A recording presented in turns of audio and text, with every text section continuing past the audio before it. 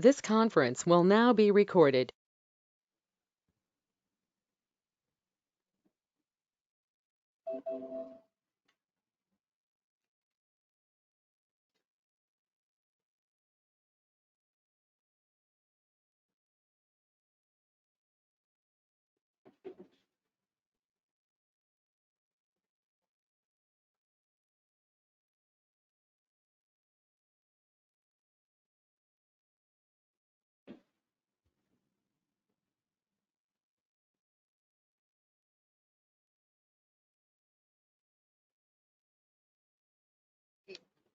Good morning, everyone.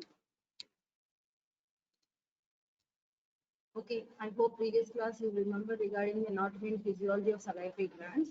So in this class, we'll be dealing with the investigations, that is imaging done to the salivary gland, and later on diseases associated with salivary gland. So we have already previously seen what are the major salivary glands and the minor salivary glands. Just to revise for you, major are parotid, submandibular, sublingual. Minor includes labial glands, lingual glands, that is von Ebner glands, glands of Blandings and Nuns, buccal glands, and palatine glands. So first, evaluation of salivary glands. Okay, usually what are the main complaints with which patient presents?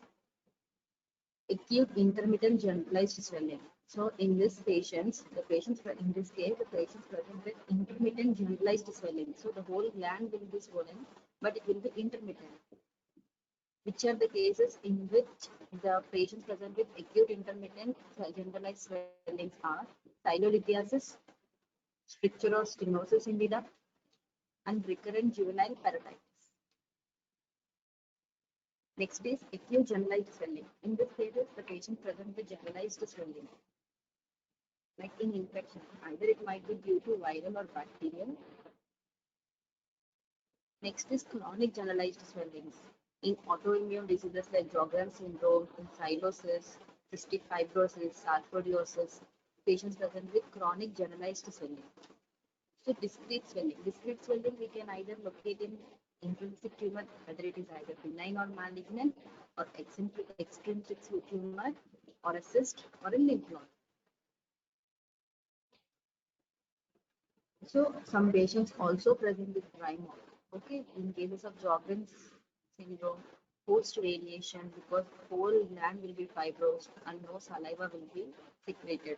Mouth breathing cases, dehydration, drugs, and systemic diseases. These are the usual complaints. Excessive salivation, either may be due to reflux, heavy metal poisoning, Parkinsonism, and epilepsy.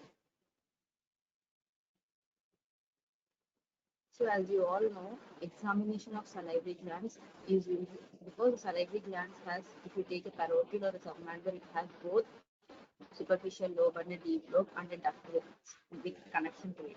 So you have to definitely examine the oral examination is very much important.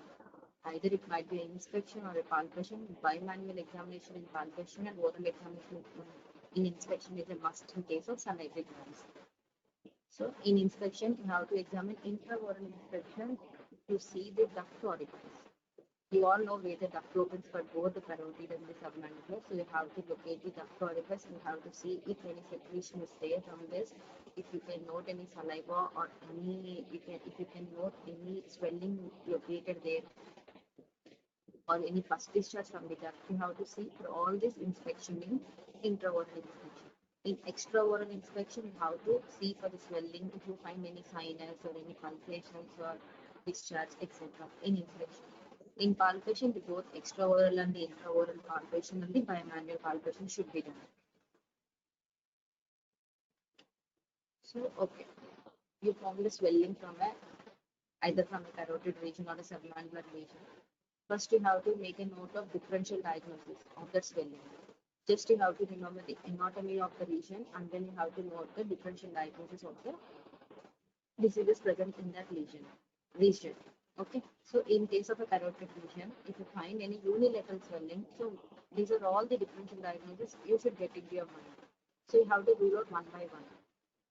First, in unilateral parotid region swelling, you have to first take a note of bacterial sialagenitis, sialodrochitis, inflammation of the duct.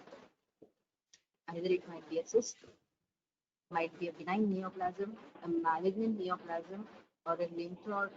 You can just remember what are the structures present there.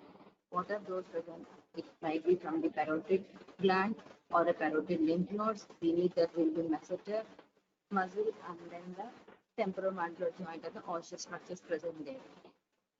You can also have, you already know that the facial nerve bifurcates there.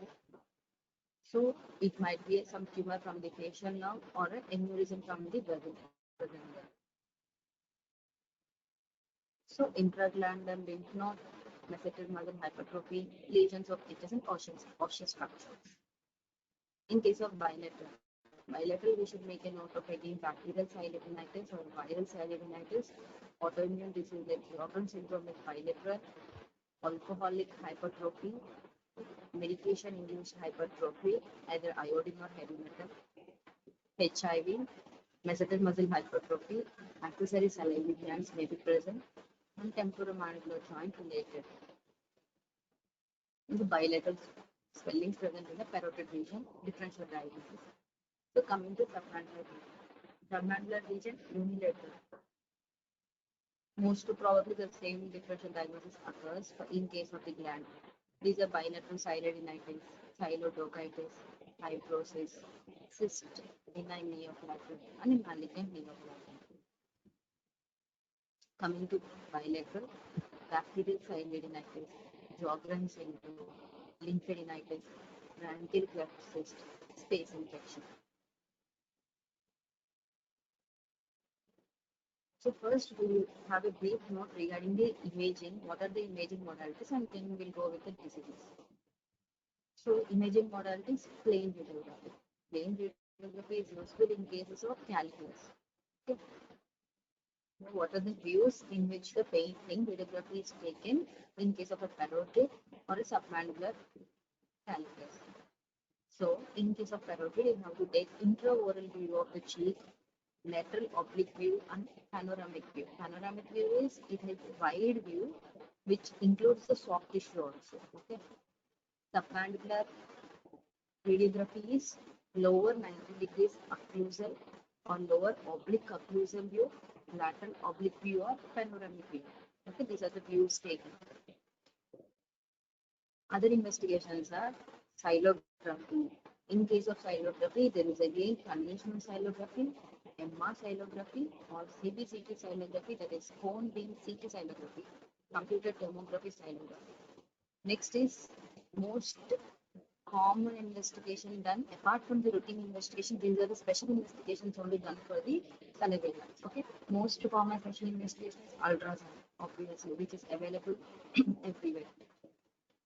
Okay, next is the CT. Next is multi-detected CT imaging, MR, radioisotope imaging, and finally the silendoscope. These are all the imagings done. Okay. Further investigations will proceed to FNAC. Only fine needle aspiration cytology. Biopsy is not preferred in case of parotid because of the facial nerve injury may be occurring there, and if you cross the facial-venous plane of pain, then severe bleeding will be present, which you cannot be controlled. In case of a tumor seedling is one more complication, so we don't do biopsy in case of a salivary gland swelling. We do FNS. Coming to the radiography. So we have seen plain radiography. This is the intraoral radiography, sir. What is the salivary? If you can see here, you can locate here. In the anterior two-thirds of the submandibular duct, you can see a calculus. You can see here, this is the mandibular occlusal view. You can locate here. Okay, calculus. This is only plain radiograph. This extraoral radiography. arrow is located there. This panoramic view, so already I told you, panoramic view means it's a wide view. Okay. Even in our photography also, panoramic view will be present. It includes the wide view. That is, the soft tissue is also taken. You can see here. Next is lateral oblique view of the submandibular gland is modified. You can see here. Parotid calico. AP view with cheek blown out, silo with the distal portion. Can have a vague image. So next comes after plain radiography, sialography. In sialography, we have already seen the conventional sialography. Conventional sialography is defined as a radiographic demonstration of major salivary glands by introducing a radio-opaque contrast medium into the ductal system. Okay. Usually, where do we do this sialographic imaging? It can be done for stones and strictures. First, it was introduced in 1902. It has three phases, that is the preoperative phase, the filling phase, and the emptying phase. So in these cases, a radio-opaque contrast medium is given into the duct. So preoperative phase. Preoperative phase also, we take a radiograph. So we have to compare, we have to take in each phase, either it might be a preoperative phase or a filling phase or an emptying phase. So in all these three phases, we will take a radiograph. First, preoperative phase, how radiographs are taken. First, we have to see the position of the radio-opaque obstruction. And next, to see if any other anatomical abnormalities are present. Okay. Next, filling phase, we'll have a catheter. You can see this. So, this is introduced into the duct orifice and then we'll give the dye.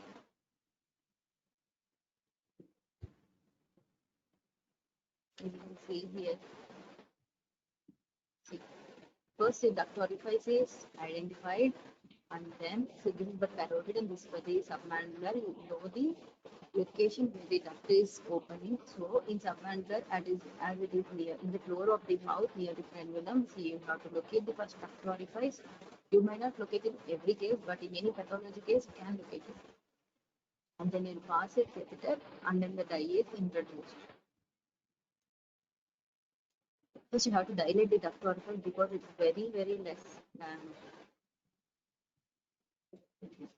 So in this also, techniques are there.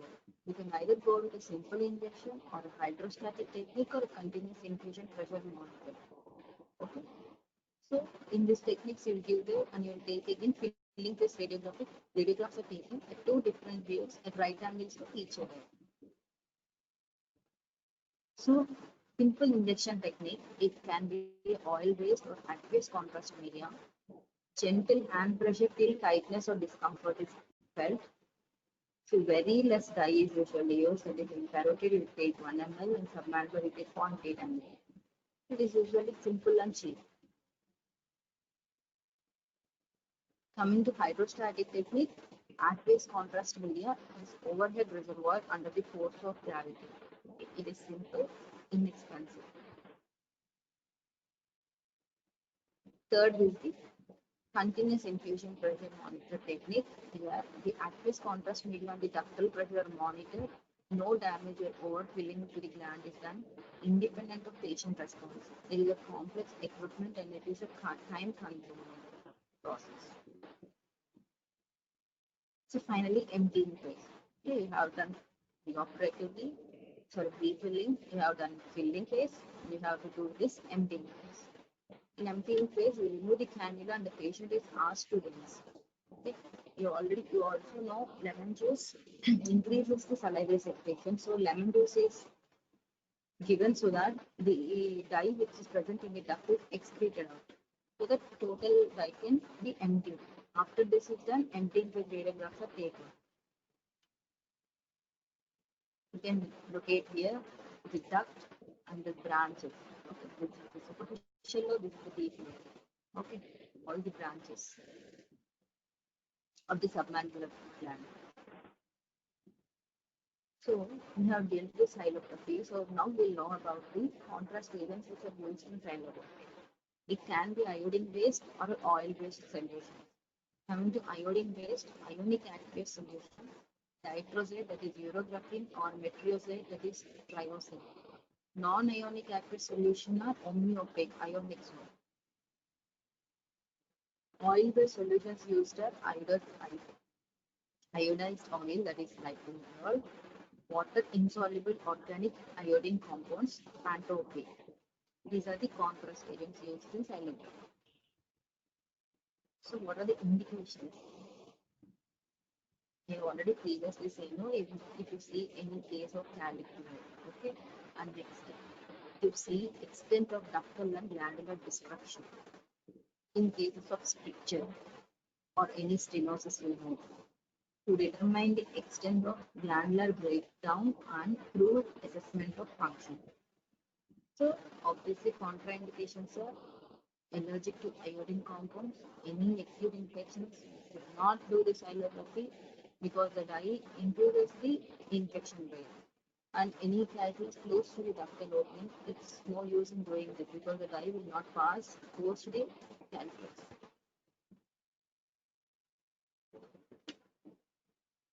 In sialography also, if we can note here, there is some filling defect note. So this indicates the calculus.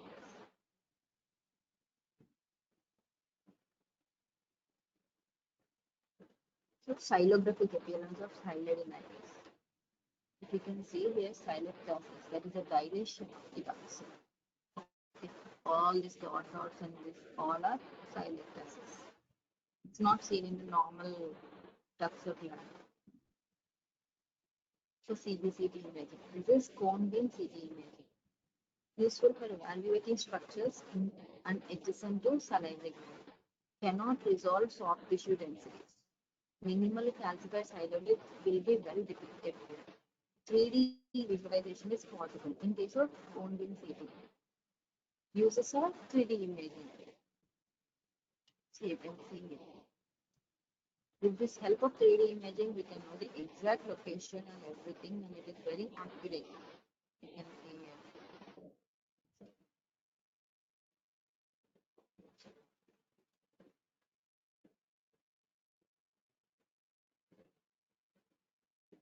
So 3D reconstruction can be performed and the ductal architecture viewed in all possible dimensions.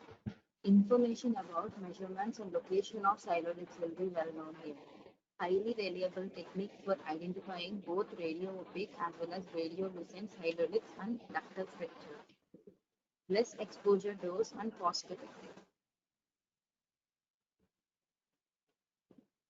This is the lateral and the axial view. You can see here in this image. In both views.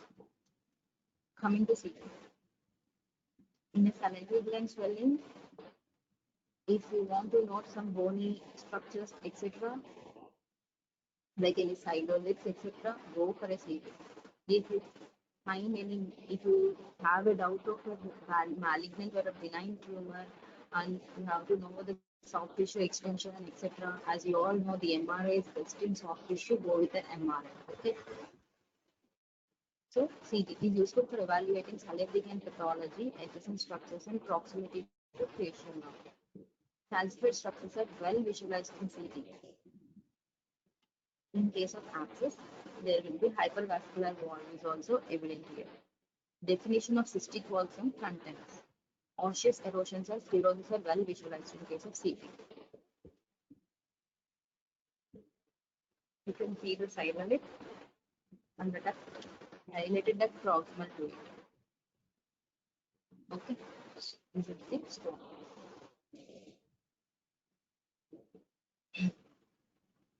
This is the contrast images of the enlarged parotid. You can see the arrow marks there. So multi-detector CT imaging, you can see the stone there. Coming to MRI. So we already previously said, no, soft tissue is well delineated in MRI, provides superior soft tissue contrast resolution than CT. If you want to do a contrast to the MRI, then you have to give gadolinium. It differentiates cystic and solid masses. Next is the MR Sialography. So, with evoked salivation, this MR Sialography is done. You have to stimulate the salivation with lemon juice. Later, reveal the duct morphology accurately. You can find if any sialolith is present. This is alternative to conventional sialography. Advantage is that no ionizing radiation is used. Excellent soft tissue details. Differential benign and malignant. In MRA, facial nerve is well delineated. Images can be found in all planes. Co-localization with PET scans if you want any malignant cases. MR sialography, no contrast is used. MR spectroscopy, it differentiates tissues by chemical constituents. So disadvantages are salivary gland function cannot be determined and limited adjacent heart tissue information. Coming to ultrasound is the primary special investigation done in any case because it is easily available and it is cheaper also. So, high resolution scans produce excellent images. Indications are any discrete or generalized swelling, both intrinsic and extrinsic to the gland. If we find any salivary obstruction, differentiate, especially for a cystic and a solid differentiation, ultrasound is very good. Next, you can do a usually biopsy is not preferred in cases of a salivary gland, that is a parotid. So you can have a FNAB in case if you want to do the biopsy, you can go with the ultrasound guide to prevent any damages to the patient or the body. You can see here the duct is dilated aroma. So you can see the benign tumor, all the solid mass there, and the stone present here. In cases of a calculus, that is the radio-opaque calculus, always there will be a post-acoustic shadow. Either it might be a GV stone or a sialolith or anywhere which is a calcium containing, that is radio-opaque calculus. In ultrasound images, there will be acoustic shadow. So what are these advantages? Ionizing radiations are not used here also. Good imaging of superficial masses. This differentiates solid and cystic masses. Differentiate echo signals from different tumors. Blood flow assessment using color Doppler. Identify radiolucent stones. Lithotripsy of salivary stones can be done. Ultrasound aid fine needle aspiration. Intraoral ultrasound is possible with small probes. Differentiate intra and extraglandular masses. Disadvantages are limited area for investigation, no information on fine architecture. Coming is scientific functional study of salivary gland. So what is this used is technetium 99 per technate is used. This is concentrated in and excreted by glandular structures. Adherence in ducts maximum up to 30 to 45 minutes. Usually less than that also because 99 technetium will not stay for more time. Sialolog administered to evaluate the secretory capacity. Major salivary glands studied at once. High diagnostic sensitivity but lack specificity. Pathosis, that is increased or decreased or absent radionuclide uptake, can be seen. Finally, siloendoscopy. Siloendoscopy is a relatively new procedure that allows endoscopic transillumination of major salivary gland ductal system and offers a mechanism for diagnosing and treating both inflammatory and obstructive pathology related to the ductal system. So, endoscope is passed to the ductal. You can see here the stone present in the duct. Okay.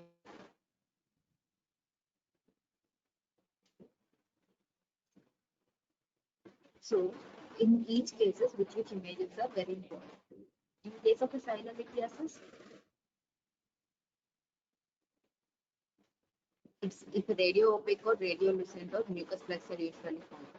Radiolucent sialolith ductal filling defect is no. In MDCT can be done in cases. Minimally calcified sialolyths are also found. Ultrasound is the first investigation.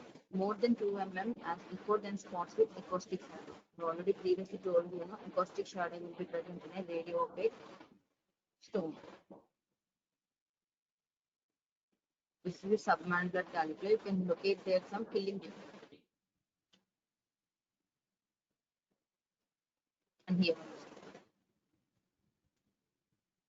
sialolith. You can see here the arrows. In case of bilateral sialidenitis, sialography contraindicated in acute infections. In chronic infections, sialactasia is seen. Abscess also is seen. So you usually give first the ultrasound is the first primary investigation. Later on, accordingly, you go with MRI or CT. Sialodochitis, that is ductal sialidenitis. Sialography is usually not preferred. If you do it, then you can find a source spring appearance seen in MRI. Scintigraphy and CT are not indicated. In case of autoimmune sialidenitis, sialography is helpful. Early stage you can find punctate, that is less than 1 mm, and globular 1 to 2 mm collection of contrast media, sialactasia. Cavitary sialactasis, it is larger and irregular, suggestive of advanced stage. In MRI, you find multiple punctate sialactasis. Ultrasound, you find multiple hypoechoic areas. You can note here the images. This is the gland, and you can find, you can see here, see there is a multiple hypoechoic region.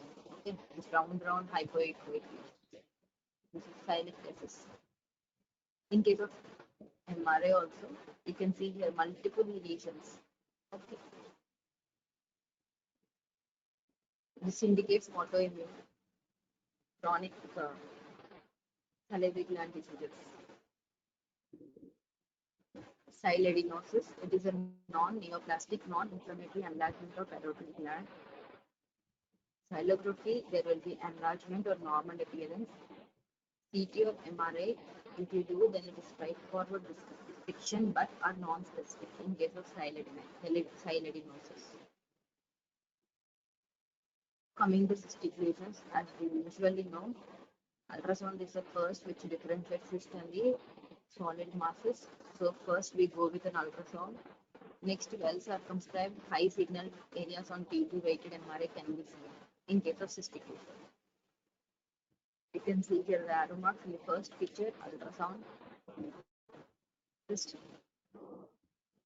You can see here a cyst. And if you can see here.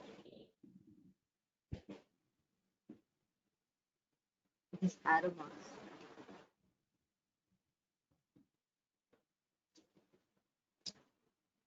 Coming to benign tumors, first you usually do ultrasound for benign tumors also. Then you can do a CT or an MRI. Pleomorphic adenoma, this also you do ultrasound first and then go with an MRI or a CT. In CT, you find this sharply circumscribed round homogeneous lesion with high density than adjacent tissue. In MRI, dark in T1 weighted images, intermediate in proton density weighted images, and homogeneous high intensity in T2 weighted images. With signal void, the calcification is present. The arrow marks are shown there, pleomorphic adenoma. MRI images. Coming to Wathin's tumor. So in Wathin's also, any tumor, you go with an ultrasound first. These are the findings for Wathin's tumor. Ultrasound is solid anechoic. MDCT, soft tissue or cystic density will be present. MRI heterogeneous with hemorrhagic malignant tumor, indicator indefined margins, invasion to adjacent soft tissues, destruction of nauseous structures, and involvement of perivascular involvement. Then you can differentiate. These are the differentiating features from benign and malignant tumors. Any one of these is present, then you go for a malignant tumor diagnosis. is a brief description. So if you note any salivary gland swelling, if you suspect an inflammatory disease or a neoplasm, need not be directly going to MRI. You can do an ultrasound and go to an MRI, or you can directly go for an MRI for better description. So in case of inflammatory process, go for an ultrasound first. If the ultrasound is normal, then if involvement of deep lobe or parotid gland is suspected, then you go for a CT. If you find any calculus or stenosis in a case of ultrasound, then you go for a sialography, either a conventional sialography or enlarged sialography. If you find any solid mass, go for an MRI or a CT, then followed by FMR. Okay.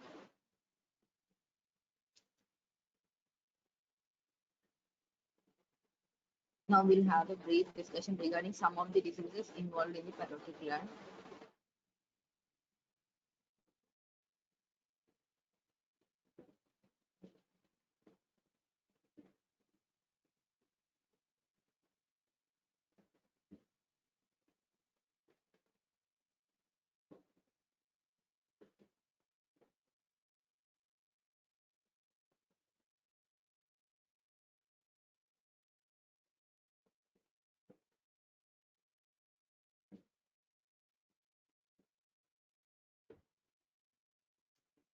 So some of the salivary gland disorders. First is the developmental disorders. As you know, aberrancy, aplasia and hyperplasia, hyperplasia, atresias, accessory ducts, diverticuli, and congenital fistula. These are the developmental disorders of the salivary gland. Others are the functional disorders, either it might be a sialorrhea or xerostomia, obstructive disorders like syalolithiasis, mucus plug, stricture and stenosis, foreign bodies, extraductal polyps. Cyst, either a mucosal or a ranula. Others are asymptomatic enlargement associated with malnutrition, alcoholism. Infections, bacterial, a viral, or a microbial. Autoimmune disorders like Sjogren syndrome, Nichols disease, uveo parotid fever, recurrent non-specific parotitis. So coming to development anomalies, aberrant salivary gland. An aberrant or ectopic is a salivary gland tissue that develops at a site where it is not normally found. So not in the normal anatomical area. Clinical features are usually the site is cervical region near the parotid gland or body of mandibular. Posterior to first molar. Clinical significance is site for development of any retention cyst or a neoplasm. Any aberrant issues found can be causing neoplasm. Next is aplasia and hypoplasia. This congenitally absence of salivary gland. Aplasia occurs in combination with congenital anomalies. Hypoplasia in patients with Melchior's and Rosenthal syndrome. Clinical features are one or a group of glands missing unilaterally or bilaterally. We can see if bilaterally they are missing, obviously no salivary secretion, xerostomia, dry mouth will be present. Dental caries will be present. All the functions of the saliva are not there. So dental caries, early losses of steel, dry and smooth oral mucosa, cracking and fissuring at corner of the mouth. So what should you do in case of hypoplasia or aplasia or bilateral? You have to manage with a good oral hygiene. If you note any hyperplasia, it might be due to hormonal or metabolic causes. Clinical features are minor salivary glands of the palate, asymptomatic when surface is firm, sessile, and normal in color. Management is excision for microscopic examination. So what is the reason for the hyperplasia should be known. You can also encounter some accessory ducts. Most common developmental anomaly is that one. Site is superior and anterior to normal Stenson's duct orifice. Atresia, congenital occlusion or absence of one or two major salivary gland ducts. Site is submandibular duct in floor of the mouth. Causes severe xerostomia. Diverticuli are some outpouchings present to the ducts. Okay. Congenital fistula, sinus tract form either in crease between the pinna or in front of the tragus. Anywhere a fistula or a sinus, you have to have a complete surgical excision with the treatment. functional disorders like sialorrhea. Sialorrhea means increased salivary secretion. So when is this increases? Stimulation of parasympathetic causes profuse secretion of watery saliva. Etiologies. What causes these disorders? Drugs like silologues, systemic diseases like paralysis, miscellaneous like metal poisoning. So obviously sialorrhea, increased salivary secretion causes drooling from the mouth, lip chapping, infection from constant exposure to saliva, cheek scarring may be present. So removal of the local factors. And next is anticholinergic drugs. So parasympathetic increase of saliva, so we have to give anticholinergic, that is atropine sulfate. 0.4 mg in adults, 0.1 mg per kg in children up to 0.4 mg. Final treatment is surgical removal if you can't control. Xerostomia. Xerostomia is dryness of mouth. What are the causes? These are either drug induced or a radiation post radiotherapy, nutritional causes. Clinical features are increased thirst, difficulty in speech, swallowing and eating dry food, burning sensation, blurred vision, fissuring of the tongue. How do you manage this one? Preventive therapy is best. Symptomatic treatment. Topical salivary stimulation, systemic salivary stimulation is usually used. Bromhexine is used. 4 mg TDS in adults, 8 mg TDS in adults, 4 mg BD in children. Coming to obstructive disorders, the most common is sialolithiasis. Sialolithiasis is most common in submandibular gland because of because the duct is against the gravity. If you can remember the anatomy, the duct travels from down towards up towards the floor of the mouth. So it is against the gravity, and the force of the duct leads to this submandibular gland sialolithiasis. Salivary gland stone or salivary gland calculus within major and minor salivary glands. Most common is submandibular, 83%, parotid is 10%, sublingual is 7%. Usually the features are severe pain. Swelling will be present only during meals. Pus from the duct orifice. Inflammatory reaction to surrounding soft tissue. Overlying mucosa may ulcerate along calculus to extend into the oral floor. Radiographically, you can see radio-opaque, oval shape, and with multiple layers of calcification, smooth borders. So how do you treat this? If you can do a manual manipulation of the stone within the duct with a very, very small stone, then you can do this one. If not, if in the submandibular duct, then you can give a direct infusion over the duct and remove the stone.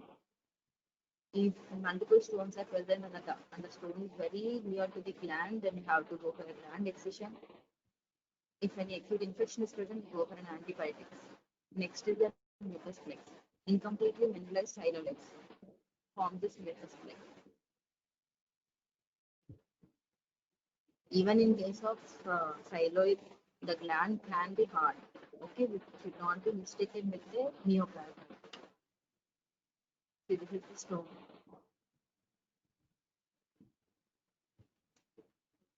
Coming to strictures and stenosis, etiology of strictures and stenosis is irritation, any acute trauma or a tumor. Types are capillary obstruction, duct obstruction. So what do you do? Saline rinses, salivary gland massage, and ductoplasty should be done. Coming to the cyst of salivary gland, mucocele granula. Mucocele is swelling caused by pooling of saliva at site of injured minor salivary gland. Okay. Types are mucus extravasation cyst, mucus retention cyst. Clinical features: site inner aspect of the lower lip, palate, cheek, tongue, floor of the mouth. Painless swelling which is frequently recurrent, visibility recurrent swelling in spite of doing the surgery. Develops at meantime and drains simultaneously at intervals. Shape round or oval or smooth. So consistency is either soft to hard depending upon the fluid tension in the system. You can see the mucocele depending upon the fluid tension.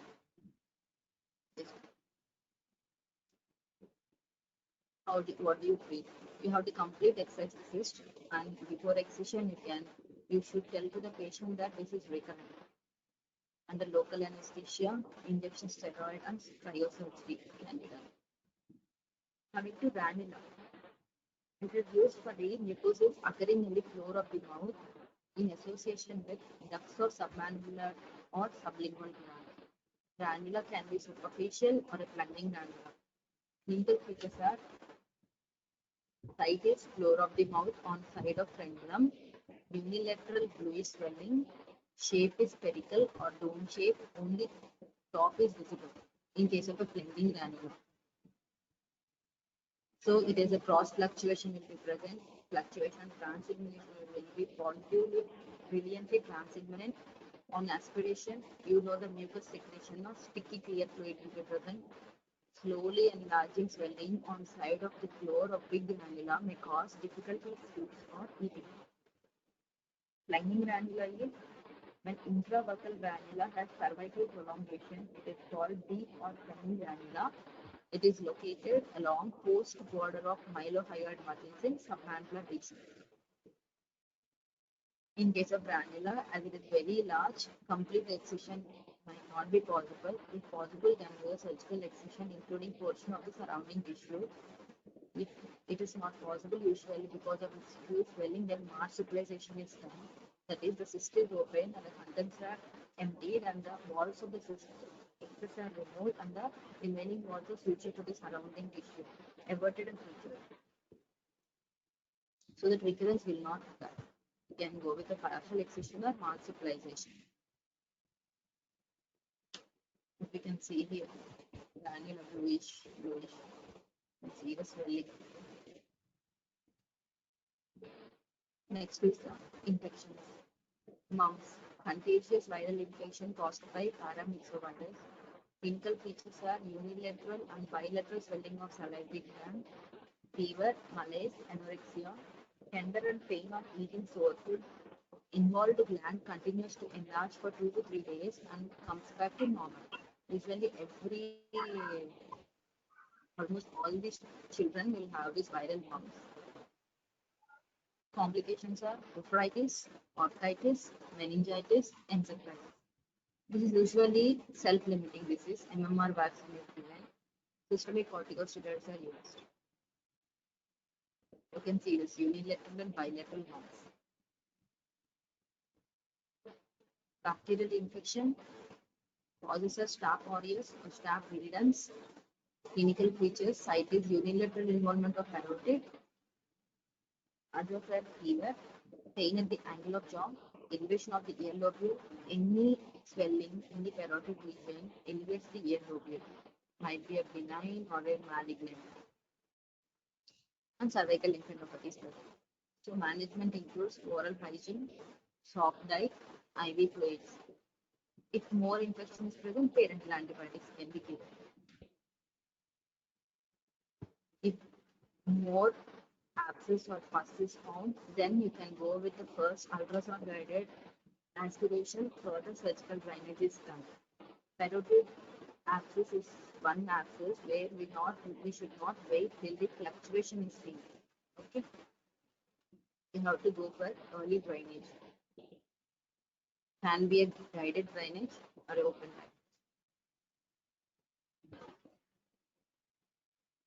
Next is mycotic infection caused by actinomyces israel.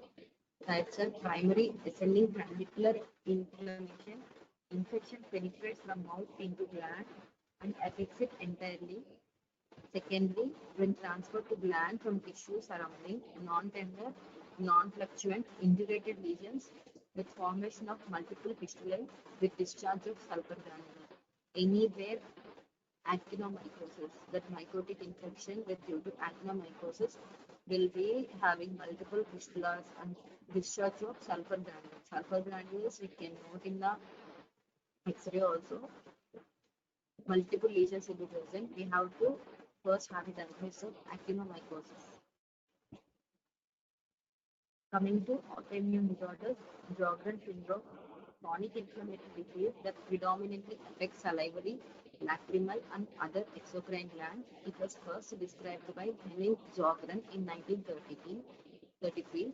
Types are primary and secondary. Primary are dry eyes, dry mouth. Secondary are dry eyes, dry mouth, and also systemic disorders, collagen disorders, usually limited arthritis and SLE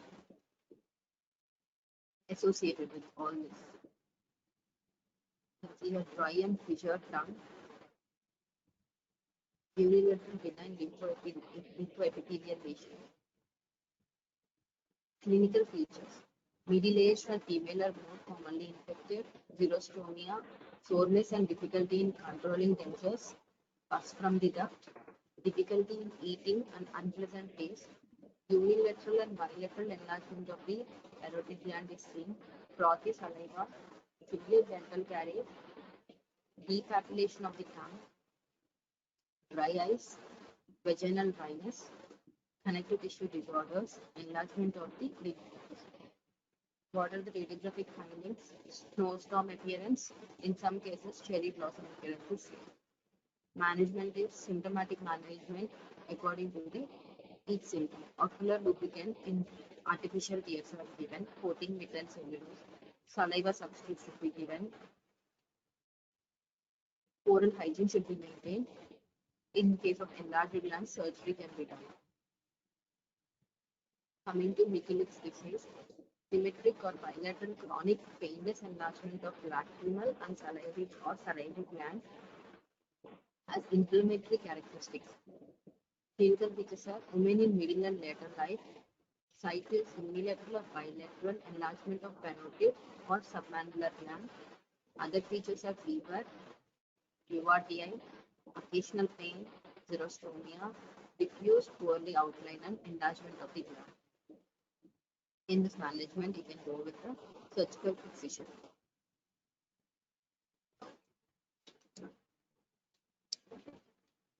Okay, thank you.